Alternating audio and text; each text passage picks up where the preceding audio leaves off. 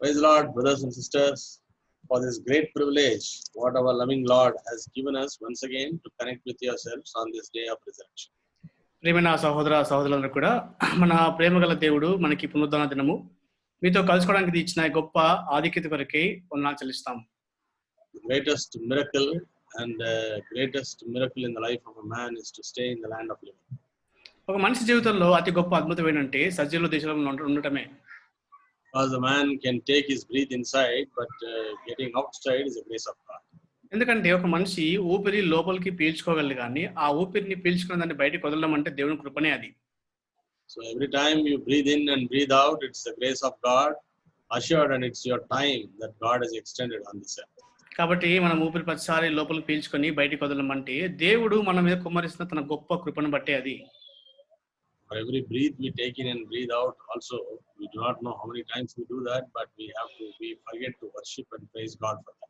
అది మనము లోపలికి ఊపిరి పీల్చి దాన్ని బయటకు వదలడము ఎన్నిసార్లు చేస్తామో తెలియదు కానీ దాని కొరకు కూడా దేవుని ఆరాధించాలి మనం. Past 1 week we've been hearing many people who are well have become sick, and those who are in the land of living are not with us this week. గత వారంలో చూసినట్లయితే అనేకులు మన మధ్యలో బాగా ఉన్నవారు అనారోగ్యం పాలైపోయినారు. కొంతమంది బ్రతికున్న వాళ్ళు ఇప్పుడు మన మధ్యలో లేరు. So we need to thank and praise God. కాబట్టి దాని కొరకు దేవుని వందనాలు చెల్లించాలి. For keeping us safe and sound. మనల్ని కాపాడి భద్రపరిచినందుకు దేవునికి వందనాలు చెప్పాలి మనం. Today's morning devotion, I request you to turn with me to Psalm 92. ఉదయకాల ధ్యానం కొరకు 92వ కీర్తన చూసుకుందాం.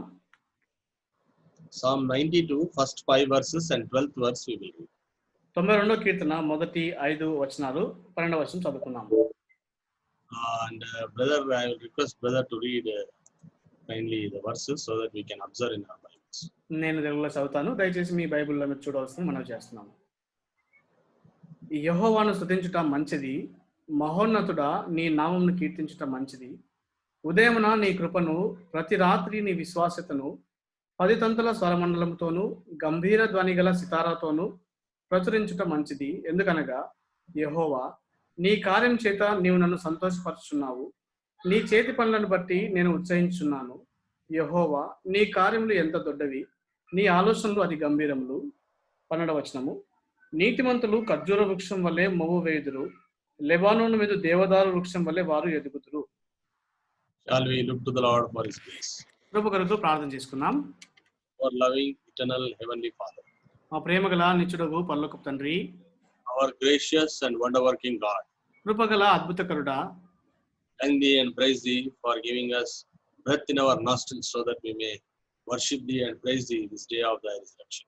ఈ పునరుద్ధరణ దినము నేను స్తుతించి ఆరాధించినట్లు మా నాసికారంధంలో ఊపిరించినందుకు వందనాలు చెల్లిస్తున్నాము.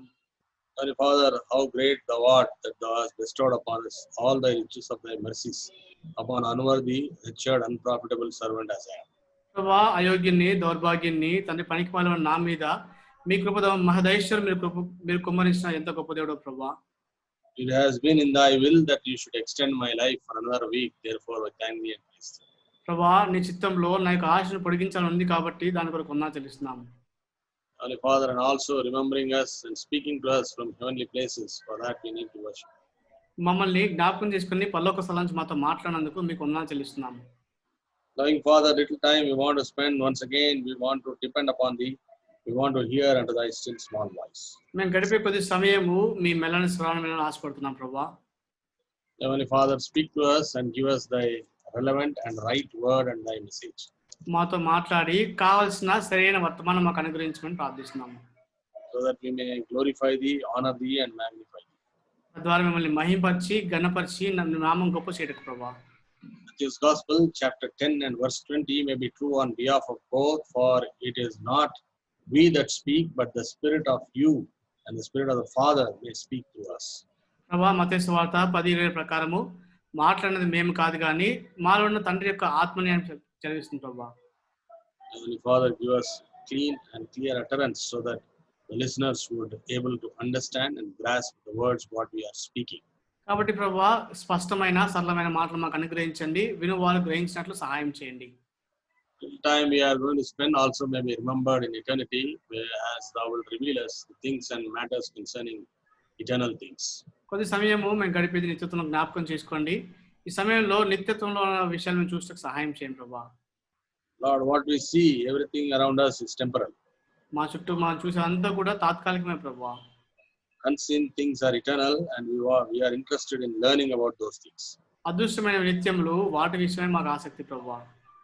Enable us to see the eternal things, and therefore we may bring in our worship as a sweet smelling savor at thy feet. ఆ నిత్యమైన మేము చూసి మీ యొక్క పాదపీఠం దగ్గర పరిమళ సువాసనగా మా ఆరాధన అర్పించడానికి సహాయం చేయండి. So we have read thy works are so marvelous, and thy works are wondrous. ప్రభా, చూసిన రీతిగా నీ కార్యములు ఎంతో దొడ్డవి, ఎంతో గంభీరమైన ప్రభావి. Therefore we thank thee, we praise thee. కాబట్టి స్తుతించి ఆరాధిస్తున్నాము. Thy words and thy utterance will be given unto both of us. మీ మాటలు మీ వాక్కు మా ఇద్దరికి అనుగ్రహించండి ప్రభా. Make our time a blessing as we commit ourselves into thy blessed hands, and ask this prayer with thanksgiving in the precious, mighty and matchless name of our Lord and Savior Jesus Christ. మా యొక్క సమయాన్ని మీరు దీవెనకరంగా చేయమని దీవించి అసలు చెప్తూ కృతజ్ఞతతో యేసుక్రీస్తు వారి ప్రశస్తమైన శక్తిగల ఉన్నతమైన నామములో ప్రార్థించి అడుగుతున్నాం తండ్రి. ఆమేన్. Psalm 92 in the Greek culture, it is called as Shabbat Psalm. ఇక 92వ కీర్తన గ్రీకు సాంప్రదాయంలో షబాత్ కీర్తన అంటారు దీన్ని. Even in Hebrew, they call it a Shabbat, the Psalm of Shabbat. అలాగే హీబ్రూలో కూడా షబాత్ కీర్తన దాన్ని పిలుస్తూ ఉంటారు. And Sabbath refers to Sabbath day, but after the cross, the other side of the cross, the resurrection day has taken over the Sabbath day. అయితే షబాతు అంటే విశ్రాంతి దినము. సిలువకు యువతల వైపు చూస్తే ఈ పునరుద్ధాన దినాన్ని మనం చూస్తుంటాం. And it is compared to Sabbath. దాన్ని విశ్రాంతి దినంతో పోలుస్తాం. The writer is not very really clear about Psalm 92, but many people and many commentators want to ascribe this to King David. అయితే దీని రచయిత గురించి మనకు అంత స్పష్టంగా తెలియదు కానీ అనేకమైన పండితులు దీన్ని దావీదు రాసినట్టుగా చెప్తూ ఉంటారు.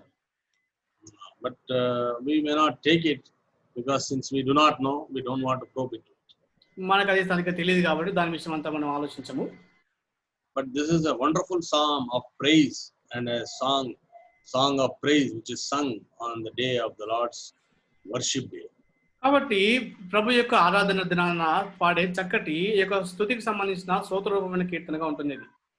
A song of praise unto the Lord sung on Shabbat day after cross Shabbat has replaced the Sabbath day, so we are singing on the day of worship. కాబట్టి చెప్పాలంటే విశ్రాంతి దినంన పాడదగిన స్తుతి కీర్తన ఇది. సిలువకు యువతల పునరుద్ధాన దినాన దేవుని ఆరాధించే దినాన పాడే కీర్తన ఇది. Resurrection day takes the place of Sabbath, therefore the first day of the week. పునరుద్ధాన దినము సబాతు స్థానాన్ని తీసుకుంటుంది కాబట్టి వారంలో మొదటి దినము అని చెప్పొచ్చు. And this psalm actually takes a wonderful beginning. It says that it is good to give thanks unto the Lord. ఈ కీర్తన ఆరంభం ఎంత బాగుందంటే యెహోవాను స్తుతించటం మంచిది అంటున్నాడు ఇక్కడ భక్తుడు. It is good to bring praises unto the Lord, to give thanks unto the Lord, and to sing praises unto the name of Most High. యెహోవాను స్తుతించటం మంచిది, ఆయన నామమును కీర్తించడం మంచిది, ఆయనను ఆరాధించడం మంచిది అని చెప్తున్నాను ఇక్కడ.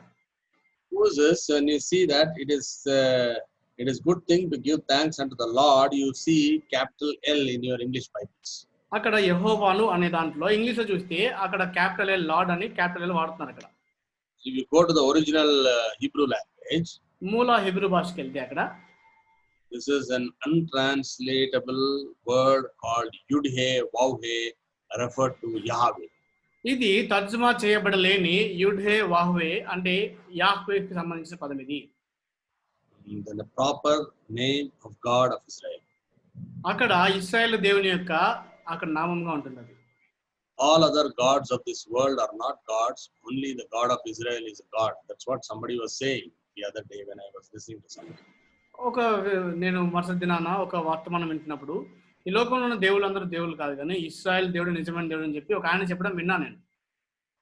So Yahweh is the proper name of the God of Israel. Israel దేవుని యొక్క నామము యెహోవా, Yahweh. Then if you see, we observe another thing. In the same verse, in first verse, it is said, it is good thing to give thanks unto the Lord and to sing praises unto thy name, O Most High. యెహోవాను స్తుతించడం మంచిది, మహోన్నతుడా నీ నామమును కీర్తించడం మంచిది అంటున్నాడు ఇక్కడ. The Most High is referred to another name in Hebrew. It is called Elyon. మహోన్నతుడు అంటే హిబ్రూ భాషలో ఎలియోన్ అనే పదం వాడేవాళ్ళు అక్కడ. Elion is a very powerful name. Elyon అంటే చాలా శక్తి గల నామం అది. To understand that, we need to come to Genesis chapter 14. దాన్ని గ్రహించాలంటే ఆది కాండం 14 అధ్యాయం రావాలి మనం. Genesis chapter 14 and verse 19. ఆది కాండము 14 అధ్యాయం 19వ వచనం చూస్తే, And he blessed him and said, Blessed be Abraham of the Most High God, possessor of heaven and earth. అప్పుడు అతడు అబ్రాహామును ఆశీర్వదించి, ఆకాశమునకును భూమికి సృష్టికర్తయును సర్వోన్నతుడునైన దేవుని వల్ల అబ్రాహాము ఆశీర్వదింపబడును కాక అనియు.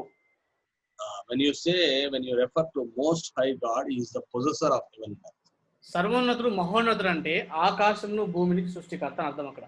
Normally we see people owning 100 acres, 1000 acres, 500 acres. They call themselves owner, but nobody is a owner. Everybody is a tenant. Only God is the possessor of heaven and earth. మనం భూమి మీద చూస్తే గమనిస్తే కొంతమందికి 10 ఎకరాలు 50 ఎకరాలు 100 ఎకరాలు 1000 ఎకరాలు అని చెప్తుంటారు, కానీ ఎవరు కూడా దానికి యజమానుడు సొంతదారుడు కాదు, కిరాయిదారుడే, కానీ దానికి నిజమైన యజమానుడు సొంతదారుడు దేవుడే. On a paper, we may call that we are owners, but none of us are owners of anything in this world, because if it is Elion, he is the God who is the possessor of heaven and earth. మనం కాగితం మీద రాసుకొని దీనికి యజమాని నేనని చెప్తాం, కానీ ఎవ్వరు కూడా యజమానుడు కాడు. సర్వోన్నతుడైన ఎలియోన్ దేవుడే దానికి యజమానుదారుడు. Both Elion and Yahweh are the expression of telling God that is a God of immeasurable power. అక్కడ ఎలియోన్ తర్వాత యాహ్వే అని రెండు పదాలు కూడా అక్కడ కొలవలేనంత గొప్ప శక్తి గల దేవుడు అని దేవుడి గురించి వర్ణించే పదాలు అవి. God we worship him. ఆ దేవుని ఆరాధిస్తాం మనం. That God who does not have any boundaries, we praise him. ఎటువంటి హద్దులు లేని ఆ దేవుణ్ణి మనం స్తుతిస్తాం మనం. What a wonderful words this has been sung in the olden days. It is good thing to remember our God who has got no boundaries for anything. He can think anything, he can do anything, he can call anything out of nothing. కాబట్టి పాత నిబంధనలో ఎంత చక్కగా దేవుని గురించి ఆలోచిస్తూ దేవుని ఆరాధించారంటే, ఆయన ఏమైనా ఆలోచించగలడు, ఏమైనా చేయగలడు, ఏ హద్దుల పరిమితులు లేని దేవుడు ఆయన. Therefore we worship him. కాబట్టి ఆయన ఆరాధిస్తాం మనం. Turn to Psalm 89 verse 1. 89వ కీర్తన మొదటి వచనం చూస్తే మనం ఒకసారి, I will sing of the mercies of the Lord forever. With my mouth will I make known thy faithfulness to all generations. యెహోవా యొక్క కృపాతిశయమును నిత్యము నేను కీర్తించెదను, తరతరములకు నీ విశ్వాసతను నా నోటితో తెలియజేసేదను. As we were talking before we have started this message, it is the mercies of the Lord that you and I are kept glad. మనము వర్తమానం ఆరంభించకుండా చూసిన రీతిగా ఈ సజీవుల దేశంలో మనం ఉన్నామంటే ఆయన కృపను బట్టే మనము. It is his mercies that he has given us the grace, and his mercy is been assured so that we can eat something what we are eating. ఆయన కృపాతిశయాన్ని బట్టి ఆయన మన కృపనిస్తే మనం తినేదేదో తినగలుగుతున్నాం కనీసం. And the things what we are given to bear, it's because of his mercy. మనం ధరించుకోవడానికి ఇచ్చినవి కూడా ఆయన కృపను బట్టి ఇచ్చినాడు మనకు దేవుడు. Place where to stay, place to stay in health, place to use your medicines and to enhance your health. All these things comes under the mercies of God. నివసించడానికి ఉండే స్థలము, మనం వాడే ఔషధాలు, అవి పనిచేసే విధానం, అవన్నీ కూడా దేవుడి కృపలో అనుగ్రహించబడిన మనకి ఇవన్నీ. And see what this psalmist in 89 he says wonderfully. He says, I will sing of the mercies of God, remembering what all his mercies are. I am going to worship.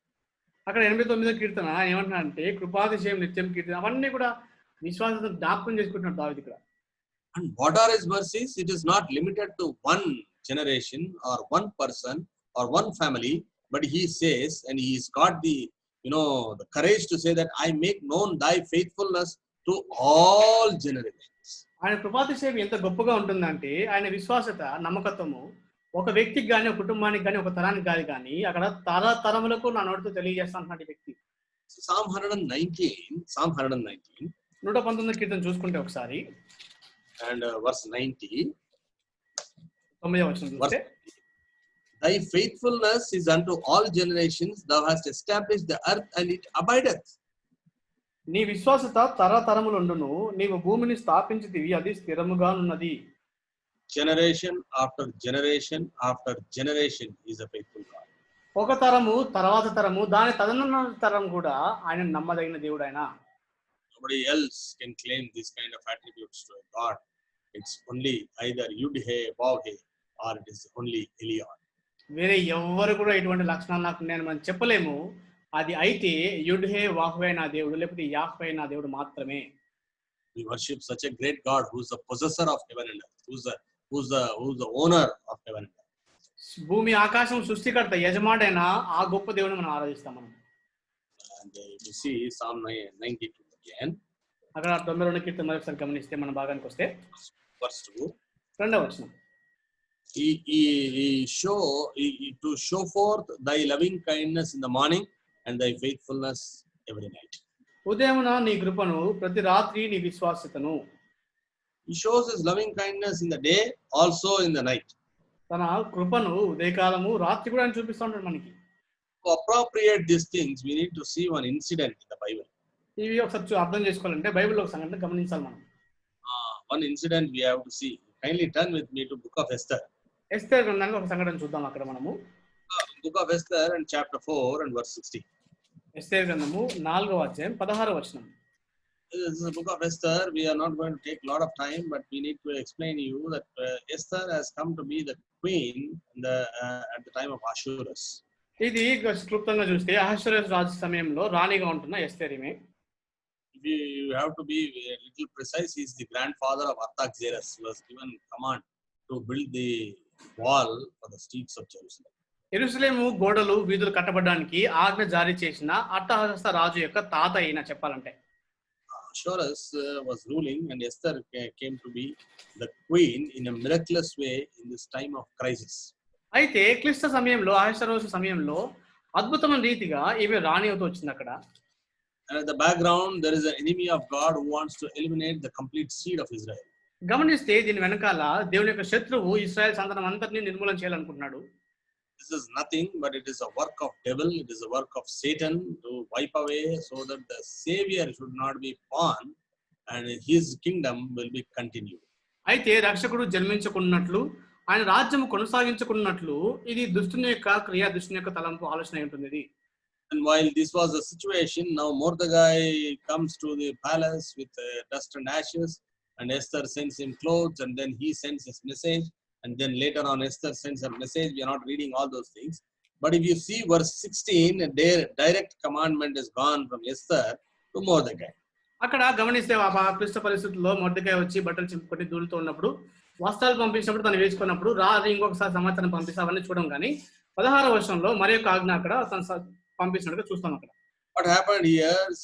Esther says to Mordecai through her messenger, saying, "Go gather together all the Jews that are present in Shushan, fast ye for me, and neither eat nor drink 3 days, night or day. I also and my maidens will fast likewise.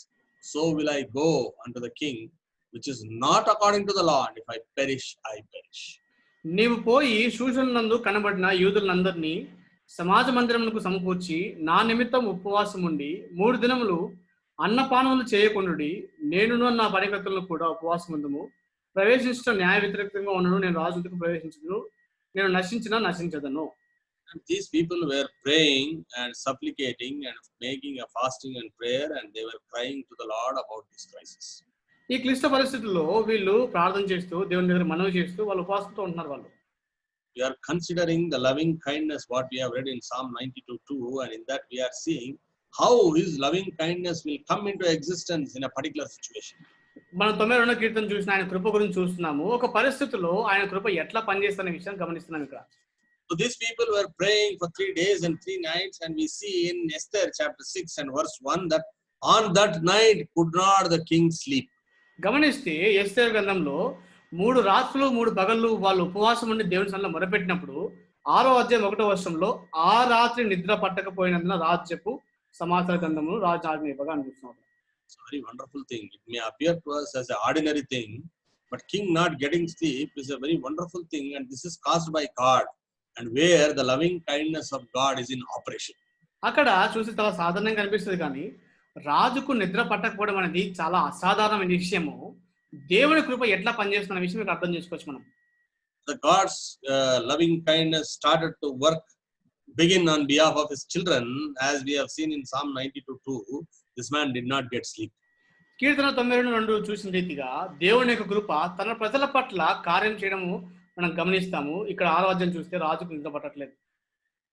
But this man he has hundreds of options for him to pass time and kill time, and for him to relax. He could listen to the music or watch dance or do so many other things which is available in his palace and get into every kind of entertainment. But he did not do like that. రాజుకు నిద్ర పట్టకపోతే ఆయన సదుపాయంలో అన్నీ ఉంటాయి. సంగీతం వినొచ్చు, నృత్యం చూడొచ్చు, ఇంకా ఏదైనా కాలక్షేపం చేయొచ్చు, విలాసం చేయొచ్చు. కానీ ఆయన అవన్నీ చేయట్లేదు ఇక్కడ. There would be storytellers to come and give stories to him. ఆయన చెప్పడానికి అక్కడ కథలు చెప్పేవారు ఉంటారు అక్కడ. There would be poets and all such literature related things will be there for his entertainment. ఆయన విలాసం కొరకు కవులు ఉంటారు, సాహిత్యానికి సంబంధించిన ప్రతి విధమైన విషయాలు ఉంటాయి అక్కడ ఆయనకి. This man chose to read the chronicles. What is happening in his life? ఈయన మాత్రము నిద్ర పట్టకపోతే రాజ్యంలో జరిగే విషయాలన్నీ కూడా రాయబడిన గ్రంథాలు తెప్పించి అడుగుతున్నాడు అక్కడ. Why? What is this? The operation of the loving kindness is being pressed upon the king that night. ఇది ఏమర్థం అంటే ఆ యొక్క దేవుని యొక్క కృప రాజు దగ్గర ఎట్లా పనిచేస్తున్న విషయం నాకు అర్థమవుతుంది అక్కడ. If God's loving kindness was not working, this man would have had a wonderful sleep. దేవుని కృప పని చేయకపోతే చాలా చక్కగా నిద్రపోయి ఉండేవాడు మంచిగా అక్కడ. And what would have happened? ఏం జరుగుండేది? See, what would have happened? He would have he would have had a very good sleep. ఆయనకు చాలా చక్కటి నిద్రపోయి ఉంటే ఏం జరుగుండేది అసలు? Esther chapter 5. ఎస్తేరు గ్రంథం 5వ అధ్యాయము Verse 14 says, Then said Zeresh his wife and all his friends unto him, Let a gallows be made of 50 feet high, and tomorrow speak unto the king that Mordecai may be hanged thereon. Tomorrow speak thou unto the king that Mordecai may be hanged. That means the very next day they are seeking for permission from the king that Mordecai to be hanged on the 50 feet gallows. అక్కడ 5వ అధ్యాయం 14వ వచనం చూస్తే అతని భార్య అయిన జెరెషును అతని స్నేహితులందరూ 80 మూరల ఎత్తుగల ఒక యురికొయ్య చేయించుము, దాని మీద మొర్దెకై ఉరి తీయబడినట్టు రేపు నీవు రాజుతో మనవి చేయు. అంటే రాజు ఆ రాత్రి పడుకొని ఉంటే ఈ మొర్దెకైకి రావాల్సిన ఈ ఉరి ఆ 50 ఎత్తుల దాని మీద జరిగేసి ఉండదు. That is a satanic plan. సాతాను ప్రణాళిక అది. And they were ready with their plan. ఆ ప్రణాళిక సిద్ధంగా ఉన్నారు, అన్ని రెడీ సిద్ధం చేసుకోండి. How God's loving kindness upsets the plans of our enemy, and because this man did not get sleep, because he was reading the chronicles, he was able to see the efficient working pattern of Mordecai, and he wanted to reward him. అక్కడ ఆ రాత్రి దేవుని కృప పనిచేసిన కారణం చేత రాజుకు నిద్ర పట్టక సమాచార గ్రంథాలన్నీ చూసుకున్న తర్వాత ఈ యొక్క మొర్దెకై యొక్క పనితనాన్ని మెచ్చుకొని అభినందిస్తూ తనను ప్రశంసిస్తున్నాడు అక్కడ. We are not reading whole verses for the saving of time, just mentioning you can read everything in 6th verse. With this thought in your mind, you will understand abundantly clear that this is what is called the loving kindness of God. ఇవన్నీ మనం చూడంగానే మనము ఈ ఆలోచన మనసులో పెట్టుకొని 6వ అధ్యాయం 6వ వచనం చూస్తే దేవుని కృప ఎట్లా పనిచేస్తున్న విషయం మనకు అర్థమవుతుంది. Because he did not get sleep. రాజుకు నిద్ర పట్టలేని కారణం చేత, because he read the chronicles, ఆ గ్రంథాలు చదివిన కారణం బట్టి, he understood the integrity of this man called Mordecai, who informed it that somebody want to murder King Ahasuerus. అహష్వేరోషు రాజును చంపాలనుకున్న ఒక ఆలోచన గురించి మొర్దెకై తనకి ఇచ్చిన సమాచారము తన నిజాయితీని రాజు గుర్తించగలిగినాడు అక్కడ. Here the Mordecai, the Haman is coming to get permission from the king. ఇక్కడైతే హామాన్ వచ్చి రాజు అనుమతి కోసం చూస్తున్నాడు అక్కడ మొర్దెకైని చంపాలని. There king is saying that I want to honor somebody who is in the palace, he is saying. అక్కడ రాజు ఏమన్నా అంటే నేను ఒక వ్యక్తిని గణపరచాలనుకుంటున్నాడు, అంతఃపురంలో ఎవరు ఉన్నారు అంటున్నాడు అక్కడ. Then suddenly he thinking too much of himself. He thinks who else king wants to honor. This is what happens many times. We think too much of ourselves. అయితే వీడు హామాను తన గురించి తను చాలా ఎక్కువగా అనుకొని రాజు ఇంకెవరిని కనపరుస్తారు నన్నే కదా అనుకొని ముందు చాలాసార్లు మనకి ఇట్లా జరుగుతూ ఉంటుంది. Gives the ultimate things, king's horse and king's clothing and everything, and people shouting and taking in the streets. All those things he tells. అయితే చాలా అత్యుత్తమైన గొప్ప శ్రేష్టమైన విషయాలు రాజు యొక్క ఆ గుర్రము, మంచి వస్త్రాలు, ఆ వీధుల్లో ఊరేగించడం ఇవన్నీ చెప్తూ ఉంటాడు అక్కడ.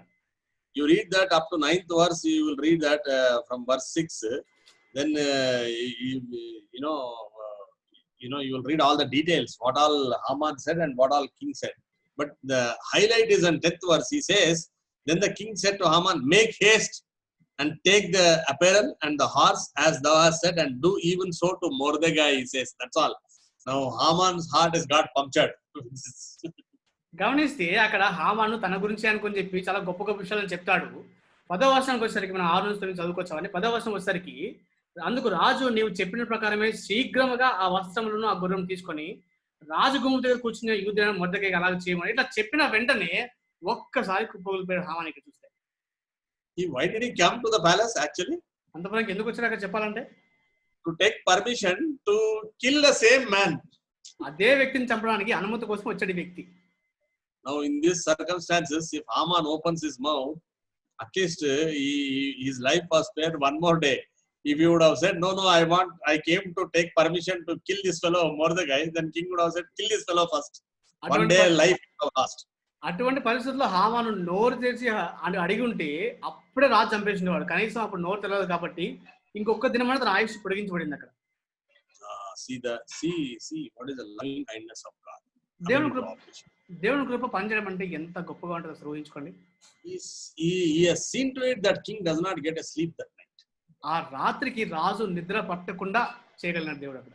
That's the crux of the whole thing. చెప్పాలి సారాంశం అంతా అదొక్కటే. Many of the things what God has done through his loving kindness in your life and my life, we wouldn't have realized because we don't know.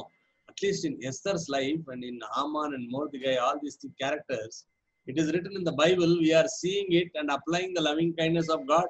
But whereas if you see many things, you and I, in your life and my life, we do not know how God's loving kindness is being applicable. Therefore, we praise him.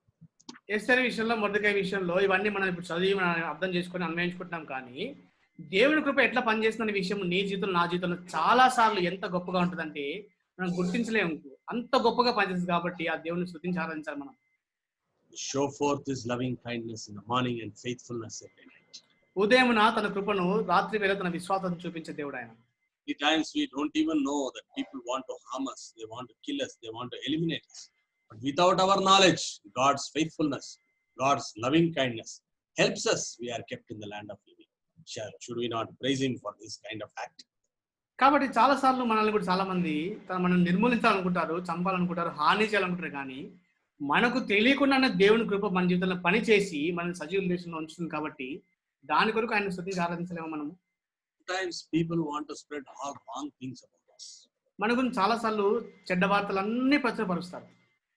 And sometimes they want to see to it that our character is totally deliberately destroyed in the sight of people. కొన్నిసార్లు ప్రజల దృష్టిలో మన పేరును ఎంతో చెడ్డగా చేయాలని ప్రయత్నం చేస్తారు ఉద్దేశపూర్వకంగా. Everything is done without even our knowledge, but our God is so faithful that he is still protecting you. ఈ అన్నిటి విషయాల్లో కూడా మనకు తెలియకుండానే దేవుడు మనల్ని ఇంకా కూడా కాపాడుతూ వస్తున్నాడు. Psalm 92 verse 3 please. 92వ కీర్తన 3వ వచనం. Psalm 92 and verse 3 we see here, upon an instrument of 10 strings and upon the psaltery, upon the harp with a solemn sound. 10 తంతుల స్వరమండలముతోను గంభీర ధ్వని గల సితారాతోను ప్రచురించటం మంచిది. 10 strings harp, this is a wonderful topic which has been brought into Psalm 92. ఈ 92వ కీర్తనలో తీసుకొచ్చే గొప్ప అంశం ఏంటంటే 10 తంతుల స్వరమండలము. చాలా చక్కటి అంశం. Remember a couple of weeks ago I have specifically spoken about harp on one Sunday, and another Sunday I have touched about harp. But harp is a heavenly instrument of worship. We have seen it in couple of past Sundays. మన గత ఆదివారాల్లో మన వర్తమానంలో సితార గురించి చూస్తున్నాము. సితార అనేది పరలోకపు వాయిద్యము, ఆరాధనలో గొప్పగా వాడబడే వాయిద్యం చూస్తూ వచ్చినాం మనం. And this has got many things and many steps in these things. But earlier this harp used to have only 8 strings. గమనిస్తే ఇంత ముందు అయితే ఈ సితారాలో కేవలము ఆ 8 తీగలు మాత్రమే ఉండేది. The best worshipper in the Bible, I have said when we spoke about it also from Amos chapter 6, I have shown you that David is the one who invented instruments to worship. But David has got another contribution to this. అయితే మనము ఆమోస గ్రంథం ఆరాధనలో చూసిన రీతిగా ఆ దేవుని ఆరాధించకు వాద్యములు కనిపెట్టిన దావీదు గొప్ప ఆరాధకుడు దావీదుని చూస్తూ వచ్చినాము. అయితే దీని విషయంలో కూడా దావీదుకు ఒక స్థానం ఉంది. This great worshipper, he thought about this harp and he included 2 more strings to that harp. ఈ గొప్ప ఆరాధకుడు సితారా గురించి ఆలోచించి 8 తీగలు కాకుండా ఇంకో 2 తీగలు దాంట్లో కలిపాడు. I am not saying that Bible says that. నేను చెప్పేది కాదు, బైబిల్ చెప్తున్న విషయం అది. I'll turn to 1 Chronicles. మొదటి దినవృత్తాంతములు 1 Chronicles chapter 23. 23వ అధ్యాయం మొదటి దినవృత్తాంతంలో 23, 23 verse 5. 5వ వచనం. It says, moreover, 4,000 were porters, and 4,000 praised the Lord with the instruments which I made, said David, to praise therewith. 4,000 మంది ద్వారపాలకులుగా నియమింపబడిరి. మరి 4,000 మంది స్తుతి చేయు నిమిత్తమై దావీదు చేయించిన వాద్య విశేషములతో యెహోవాను స్తుతించువారుగా నియమింపబడిరి. You probe into that, what did David make? You will get to know that how he added strings, how his worship was more better than the others. All these things you will get to know from there. దావీదు చేయించిన వాద్యాలు ఏంటి అని మనం గమనిస్తే దానికి 2 తీగలు ఎట్లా కలిపాడో, ఎట్లా విశేషంగా దేవుని ఆరాధించాడు, ఇవన్నీ మనకు అక్కడ అర్థమవుతాయి. Lord, what a wonderful thing! This stringed instrument, about this, you see, it is associated with prophecy. ఈ యొక్క తీగల గల స్వరమండలము సితార అంటే ప్రవచనాలతో దానికి సంబంధం ఉంటున్న విషయం చూసాం మనం. It is associated to drive away evil spirits. దురాత్మలను వెళ్ళగొట్టడానికి అనుసంధానమైన విషయం ఇది. It is associated with heavenly worship. పరలోకపు ఆరాధనతో అనుసంధానమైన విషయం ఇది. And when a man wants to worship the Lord, he is increasing the melody of worship by adding 2 more strings. Is a wonderful thought. This morning, you and I can add to our worship to worship Him, thinking our thought that He is a God who, through His loving kindness and His faithfulness, has been guarding you and me for years and decades. దేవుణ్ణి ఆరాధించాలని ఇంకొక అడుగు ముందుకేసి ఎట్లా ఆరాధించాలని చెప్పి ఆ 8 తీగలు ఉన్న దానికి 2 తీగలు కలిపి ఎంతో మాధుర్యంగా దేవుడు ఆరాధించిన వ్యక్తి. ఈ ఉదయకాలం మనం కూడా గత శతాబ్దాల్లో, గత దశాబ్దాల్లో, గత సంవత్సరాల్లో దేవుడు మనల్ని కాపాడే విషయంలో ఎంత నమ్మకం చూపించిన విషయం జ్ఞాపకం చేసుకొని ఆరాధనలో ఇవి మనం కలుపుదాం. Lord, when I started meditating on these lines, I was constantly having goosebumps. ఇవన్నీ ధ్యానిస్తున్నప్పుడు How this man could able to do this? ఇవన్నీ ధ్యానిస్తున్నప్పుడు ఈ వ్యక్తి ఎట్లా చేయగలని చెప్పేసి వెంట్రుకలు నిక్కిపోడ్చుకునేది. Beloved, is it not exciting to worship our Lord? ఇటువంటి దేవుని ఆరాధించడం ఎంతో సంతోషం అనిపించదా? Can we not sing a new song to our Lord? మన దేవునికి ఒక కొత్త కీర్తన మనం పాడలేమా? Can we not remember the loving kindness and the faithfulness in your life and my life to the great God who is the possessor of heaven and earth, and bring our worship? అక్కడ ఆకాశాన్ని భూమిని సృష్టించి యజమాడైన ఈ గొప్ప దేవునికి ఉదయకాలము స్తుతించి ఆరాధించలేమో మనము ఆయన నమ్మకత్వాన్ని కృపను బట్టి. Psalm 92 verse 4 again. 92 కీర్తన 4వ వచనం చూస్తే, ఎందుకనగా for the Lord hath made me glad, through thy work I will triumph in thy work of thy hand. ఎందుకనగా యెహోవా నీ కార్యం చేత నీవు నన్ను సంతోషపరుచున్నావు, నీ చేతి పనులను బట్టి నేను ఉత్సహించుచున్నాను. What are the work of his hands? ఆయన చేతి What is పనులు that so great work? ఆయన చేతి పనులు గొప్ప పనులు ఏమైనా ఉంటున్నాయి అవి? If you turn to 1 Corinthians chapter 15 verse 54, it says he swallowed up death. మొదటి కొరింథీ పత్రిక 15వ అధ్యాయం 54వ వచనము ఆయన మరణాన్ని మింగివేశాడని చెప్పి రాయబడింది అక్కడ. Oh, he swallowed up death by his sacrifice. తన కార్యాన్ని బట్టి ఆయన మరణాన్ని మింగివేశాడు. Because of that, a true Christian will always stare at the grave and say and laugh at the grave. That's what he writes in Psalm 1 Corinthians chapter 15. దాన్ని బట్టి మొదటి కొరింథీ 15 రాయబడిన రీతిగా నిజమైన క్రైస్తవుడు సమాధిని చూసి నవ్వుతాడు. The sting of death, the pain of death is taken away. మరణపు ముళ్ళు ఆ యొక్క బాధ అనేది తొలగించబడింది. Therefore we worship him, we glorify him, we honor him. కాబట్టి స్తుతించి ఆరాధించి గణపతి మహిమపరుస్తాం. Psalm 92 verse 5. 92 కీర్తన 5వ వచనం. O Lord, how great are thy works, and thy thoughts are very deep. యెహోవా నీ కార్యములు ఎంత దొడ్డవి, నీ ఆలోచనలు అతి గంభీరములు. Oh, his works are too deep. ఆయన కార్యములు చాలా లోతైనవి. Psalm 40. Psalm 40 and verse 5. 40వ కీర్తన 5వ వచనం. Psalm 40 and verse 5. Many, O Lord, my God, are thy wonderful works which thou hast done, and thy thoughts which are to us word. They cannot be reckoned, which means they cannot be numbered up in order unto thee. If I would declare and speak of them, they are more than can be numbered. యెహోవా నా దేవా, నీవు మా ఎడల జరిగించిన ఆశ్చర్యక్రియలను, మా ఎడల నీకున్న తలంపులను బహు విస్తారములు, వాటి వివరించి చెప్పేదని అనుకుంటే నావి లెక్కకు మించి ఉన్నవి, నీకు సాటి అయిన వాడు ఒకడును లేడు.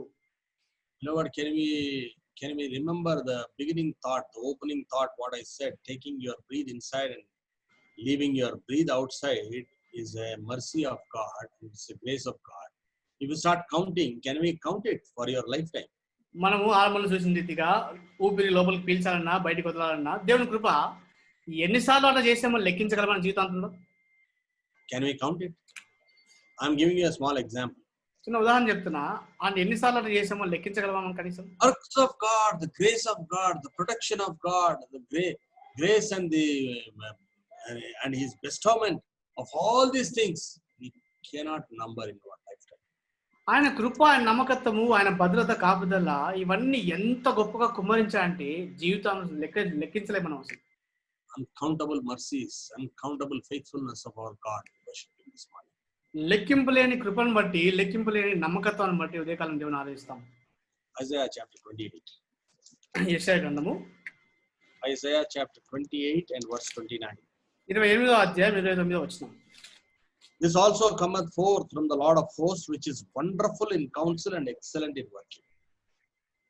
జనులు సైన్యములకు అధిపతి యెహోవా చేత దాన్ని నేర్చుకొందురు. ఆశ్చర్యమైన ఆలోచన శక్తియు అధిక బుద్ధియు అనుగ్రహించువాడు ఆయనే. Lord, He is wonderful in counsel. When we are confused, not knowing what to do, you go to the Lord. He is wonderful in counsel.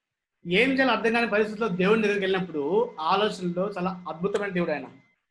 Without our knowledge, many things work out in our favor. This is called that He is excellent in working. ఆయన మనకు తెలియకుండా అనేక విషయాలు మన పక్షంగా జరగడం మొదలు పెడతాయి. ఆయన కార్యములందు నేర్పడతాం అక్కడ. Lord, therefore we worship this great God. కాబట్టి గొప్ప దేవుని ఆరాధిస్తాం మనం. Can you turn with me to Job chapter 9 and verse 10? యోబు గ్రంథము 9వ అధ్యాయం 10వ వచనం చూసుకుందాం. Job chapter 9 and verse 10. యోబు గ్రంథము 9వ అధ్యాయం 10వ వచనం. It says like this, which doeth great things past finding out, yea, wonders without number. ఏమంటారంటే ఎవడునూ తెలుసుకోలేని మహత్తైన కార్యములను లెక్కలేనని అద్భుత క్రియలను ఆయన చేయుచున్నాడు. Uncountable miracles in your life and my life. Every day you are being kept without a hurt is miracle. ప్రతిరోజు ఏ హాని కలగకుండా ఉన్నామంటే అది మహత్తైన కార్యమే. అది Whenever the machine of your body is functioning is because of the grace of God. నీ దేహం యొక్క యంత్రములన్నీ పనిచేస్తున్నాయంటే దేవుని కృపను బట్టే అది. Therefore we worship Him. కాబట్టి ఆయన ఆరాధిస్తాం మనం. Uncountable miracles in your life and my life. Therefore we worship Him. నీ జీవితంలో నా జీవితంలో లెక్కలేని అద్భుత క్రియలను బట్టి దేవుని ఆరాధిస్తాం మనం. And you turn to Isaiah chapter 55. యెషయా గ్రంథం 55వ అధ్యాయం చూస్తే Isaiah 55 verses 8 and 9. 55వ అధ్యాయము 8-9 వచనాలు. You need to see 8 and 9. Then only we will understand the whole thought. For my thoughts are not your thoughts, neither are your ways my ways, saith the Lord. For as heavens are higher than the earth, so are my ways higher than your ways, and my thoughts than your thoughts. నా తలంపులు మీ తలంపుల వంటివి కావు, మీ త్రోవలు నా త్రోవల వంటివి కావు. ఇదే యెహోవా వాక్కు. ఆకాశములు భూమికి పైన ఎంత ఎత్తుగా ఉన్నవో మీ మార్గముల కంటే నా మార్గములు, మీ తలంపుల కంటే నా తలంపులు అంత ఎత్తుగా ఉన్నవి. Many times we think, "Arey, this should have happened like this. It should have gone that way." Like that we think, but we do not know. చాలాసార్లు మనం ఏమనుకుంటాం అంటే అరే ఇట్లా జరిగి ఉండాల్సింది కదా, ఇది అట్లా వెళ్ళి ఉండాల్సింది కదా, అట్లా ఉండాల్సింది అనుకుంటాం కానీ మనకు తెలియదు చాలాసార్లు. His thoughts are very much higher than what we think. మనం ఆలోచించిన దానికంటే ఆయన తలంపులు ఎంతో ఉన్నతంగా ఉండేవి అవి. Can you know that there is somebody who is thinking for you, making all thinking what you have to think? There is somebody who is thinking for you. That's a wonderful thought to praise Him this morning. నువ్వు చేయాల్సిన ఆలోచన అంతా కూడా నీ కోసము వేరే ఎవరో నీ గురించి సమస్తము ఆలోచిస్తారని ఆలోచించినప్పుడు గొప్ప తలంపుతో దేవుని ఆరాధించలేమా? Worship Him for His heavenly and highly and lofty thoughts towards you. ఉన్నతమైన అక్కడ మహోన్నతమైన పరలోకపు తలంపుల కొరకు దేవుని ఆరాధిస్తాం. But every time the Satan will come near you and start whispering, "Look at you, what is that? You are not at all having that. You are not at all having this." Tell Satan, "Shut up and get out. You don't know. There is somebody who is thinking for you." అయితే సాతాను కూడా వచ్చేసి ఏం చేస్తాడంటే చూసుకొని పరిస్థితి చూడు, నీకు ఇది లేదు నీకు అది లేదని మన చెవుల్లో గుసగుసలాడుతుంటాడు. వానికి నోరు మూసుకొని కొంచెం చెల్లమని చెప్పాలి వాడిని. Coming to Psalm 92 and verse 20, please. తిరిగి మన భాగానికి 92వ కీర్తన 12వ వచనం చూసుకుంటే Psalm 92 and verse 12. The righteous shall flourish like a palm tree, he shall grow like a cedar in Lebanon. 92:12 నీతిమంతులు ఖర్జూర వృక్షము వలె మొవ్వు వేయుదురు, లెబానోను మీద దేవదారు వృక్షం వలె వారు ఎదుగుదురు. It's a wonderful thought that how his righteousness is being granted unto us. ఆయన నీతి మనకి ఎట్లా అనుగ్రహించబడిందో గొప్ప తలంపు ఇది. And because of his righteousness, our growth is made possible in our life. ఆయన నీతిని బట్టి మన జీవితంలో ఎదుగుదల అనేది సాధ్యమవుతుంది. And if you see Isaiah 65 and verse 22, we can understand it to some extent there. అది యెషయా గ్రంథము 65వ అధ్యాయం 22వ వచనం చూస్తే మనకు కొంచెం అర్థం అవుతుంది అక్కడ.